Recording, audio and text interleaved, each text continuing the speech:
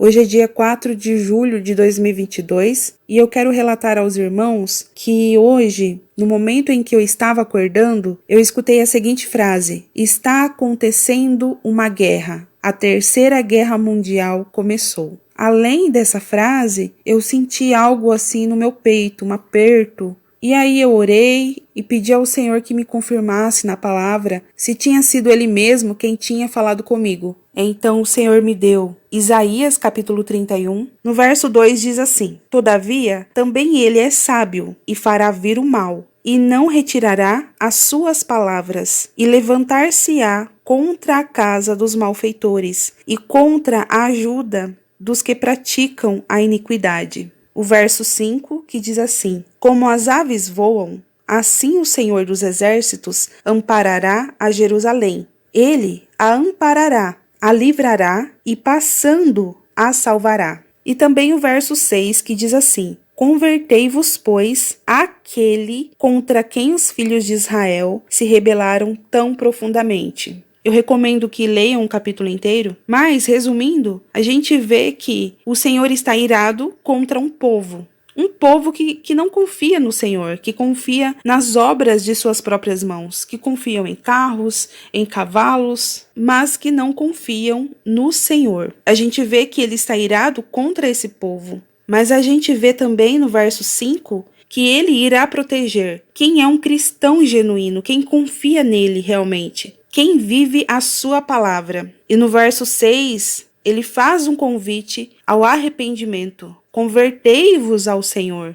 Portanto, esse é o tempo de arrependimento, de endireitar a nossa vida diante do Senhor, de se arrepender dos nossos pecados, do nosso mau caminho e focar somente no Senhor.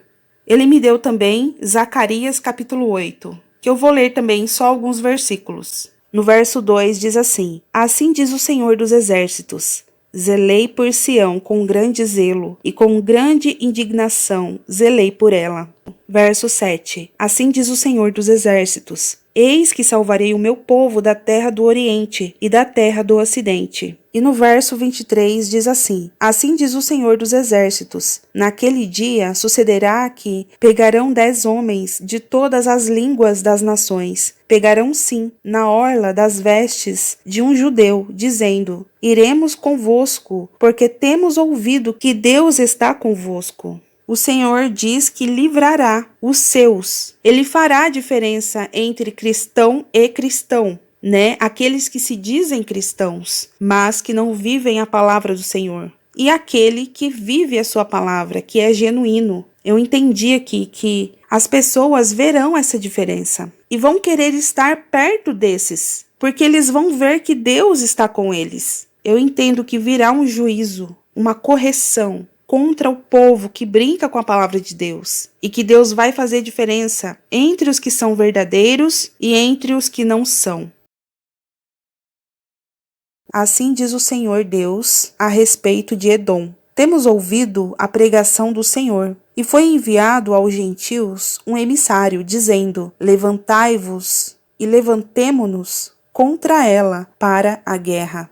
Verso 11. No dia em que o confrontaste, no dia em que estranhos levaram cativo o seu exército, e os estrangeiros entravam pelas suas portas e lançavam sortes sobre Jerusalém, tu eras também como um deles. Verso 15. Porque o dia do Senhor está perto, sobre todos os gentios. Como tu fizeste, assim se fará contigo. A tua recompensa voltará sobre a tua cabeça. Verso 16. Porque, como vós bebestes no meu monte santo, assim beberão também de contínuo todos os gentios. Beberão e sorverão, e serão como se nunca tivessem sido. Verso 17. Mas no monte Sião haverá livramento, e ele será santo, e os da casa de Jacó possuirão as suas herdades, e a casa de Jacó será fogo, e a casa de José uma chama, e a casa de Esaú palha. Esse acenderão contra eles, e os consumirão, e ninguém mais restará da casa de Esaú, porque o Senhor o falou. Verso 21. E subirão salvadores ao monte Sião, para julgarem o monte de Esaú, e o reino será do Senhor. Então, assim, fazendo um resumo dessas palavras que o Senhor me deu de confirmação, todas elas dizem quase a mesma coisa. Fala de um juízo que Deus vai trazer contra esse povo, contra Edom, contra os falsos cristãos, os pastores que não pastoreiam, os líderes que não lideram, que aceitam suborno, pastores, pregadores que são colocados em pedestais. Então Deus está irado contra esse povo, contra os cristãos que brincam com a palavra do Senhor,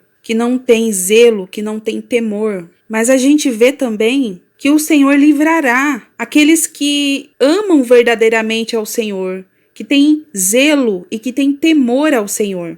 Então, resumindo, eu entendo que virá sim aí uma correção. Como eu disse no sonho que postei no vídeo anterior, virá um grande juízo, uma grande correção sobre essa terra e a culpa será da igreja. Será justamente para a igreja, para esse povo que brinca com a palavra de Deus. Então eu entendo também que é o tempo de arrependimento, é o tempo de conversão, é o tempo de se arrepender dos nossos maus caminhos, de jogar os ídolos fora, de focar no Senhor e de confiar no Senhor. Seja lá como esteja a sua vida hoje, é momento de arrependimento, de limpar o coração e de confiar no Senhor, porque algo muito grande está vindo aí.